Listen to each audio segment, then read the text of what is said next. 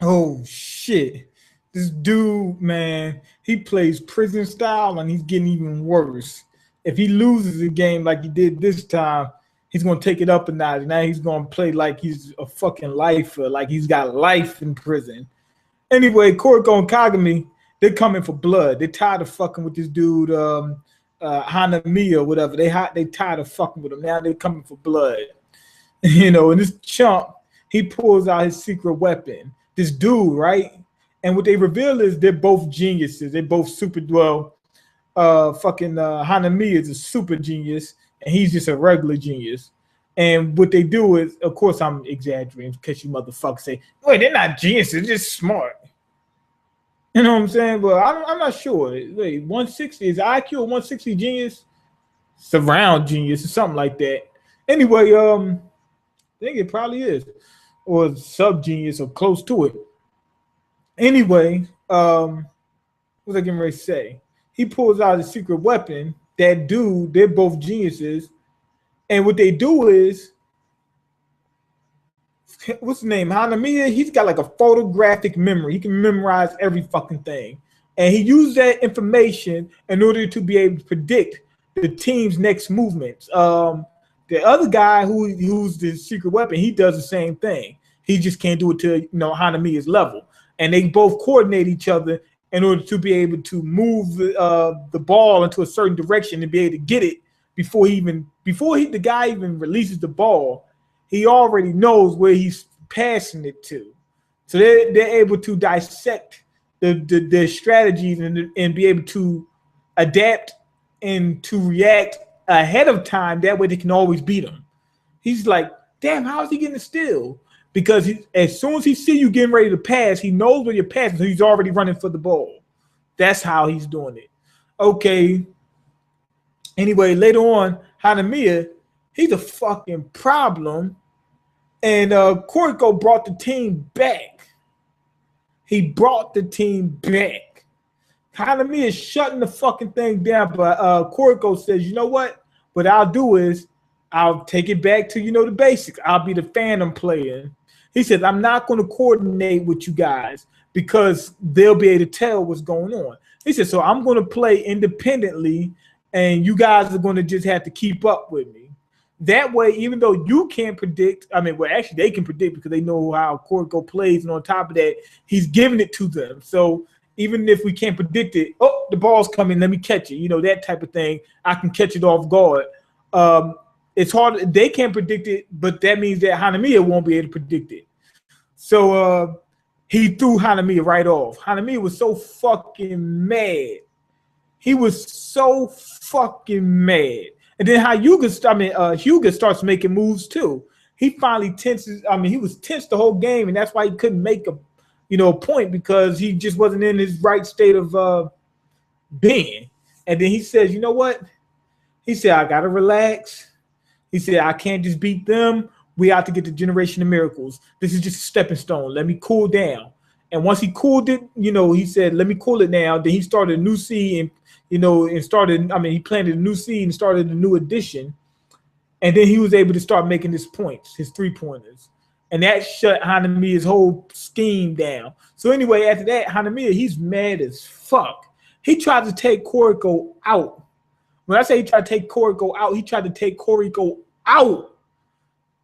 They set up a screen so that way Hanamiya can get to Kuroko.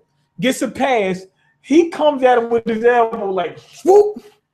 He really came at him. He went. But Kuroko is fast.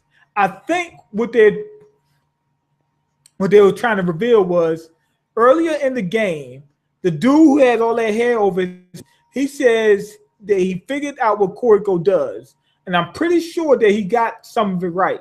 He said, Kuroko waits for you to blink. As soon as you blink, within that split second, he ducks underneath you and cuts around. So that way, by the time you open your eyes, he's already cutting, right? Turns out that's not what he was doing. It's something else he's doing, but I'm not exactly sure. But I'm pretty sure the dude is right when he says he ducks underneath you and shoots around. So I think he pretty much got that right. But shit. What the fuck was I saying? Shit. I brought that up to make a fucking point, and now my mind slipped. Shit. Oh well. Anyway, anyway, we figured that. Oh, shit. When Hanamiya threw the fucking elbow and Kuroko was able to dodge, I think what it is he increased his speed. And I think he used a little misdirection and just increased speed in order to be able to do it. Because when he threw the elbow at him and Kuroko was able to get out the way, I think they were trying to, reveal that he's fast. Because he did that. That was a pretty fast elbow. It was real quick. Right down on top of him. It would have took his ass out. And everybody on the court was like, oh, no, Kuroko, no, that type of thing. It was like a damn movie or something. Anyway, they went on to beat the team because once they got they were able to score outside and inside, they was able to shut them down quick. So once they finished that off, they finished the dude off, and Hanamiya is mad as fuck. The crazy thing is, Hanamiya is real good. I think he'd actually be better if he stopped using so many fucking tricks. Do I think that the team would win more games if they stopped? No. That's part of his strategy. But I do think he needs to tone it down a little bit because when he was using his skills, he was able to do something with the team. He can make shots, that a lot of the players on Saren couldn't make. That nice ass where he jumped in, did the teardrop shit, whatever they called it, whatever the fuck it was, and was able to make that from way downtown. And he's pretty good. He's pretty good. He's not one of the uncrowned kings just because he can strategize. That's a good thing though, but that's one of the reasons. But that ain't the only reason. He's good. Anyway, after that game, they make it to the Winter Cup. The crew is out there chilling at some hot spring. Hilarity ensues. Really wasn't that funny. I wasn't really feeling it. But then Toe pops up. And these motherfuckers said, we're on a different level now. They said, we beat you already, destroyed you, straight demolished you. The team you beat, you demolished them, but we demolished them even worse. He says, when we see you next, we're going to run right through you like diarrhea. That shit was crazy. I think they were trying to intimidate them. Amine pops up, talks to Kuroko and whatnot. He obviously respects Kuroko still because when the dude, what's his name, Hanamiya did something to Kuroko, Amine had to talk to the dude. He said, I got to talk to this motherfucker. I got to let him know what's up. So I think he really does respect them. But anyway, after that little scene, they were basically revealing that, yes, Sharon is getting strong, but they're not strong enough for, for the Generation of Miracles. Anyway, after that, they go into full scale on training. Basically, they're trying to evolve. What you call him? What's her name? Rico. She brings her pop up there to train them. And, he's a professional trainer. This dude is one of the best. So anyway, he comes up with a regimen for them. And also, they revealed that not only is he a good trainer, he's actually a good basketball player. And they said he played nationally, which means he's probably was better than the Generation of Miracles. We talking about national team. We ain't talking about no high school, middle school. He probably remember they said that the Generation of Miracles can't do the things that they do to an NBA player.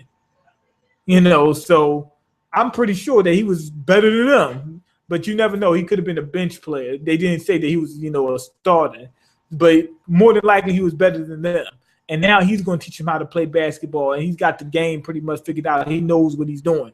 They're getting ready to evolve. Then also, Kagami, he goes on vacation. When they sent him away and they said that he won't be training with us, I thought that he was going to be doing some jump training like he did before, running back and forth laps and all that kind of stuff. They sent him to America. What is he going to do in America? I'm guessing he's probably going to play a lot of street ball in order to get used to Amine's style or some shit like that. But why wouldn't he train with the rest of the people? They're getting ready to reveal that, but I'm not sure exactly what. Overall, both the first two, the hell, am I cloudy or something? Anyway, the first two episodes great. Like I said, it was entertaining. The dude Hanamiya, he's entertaining as hell, trying to injure players and whatnot. I think I need to wipe this down. That's what it is. But anyway, that was entertaining.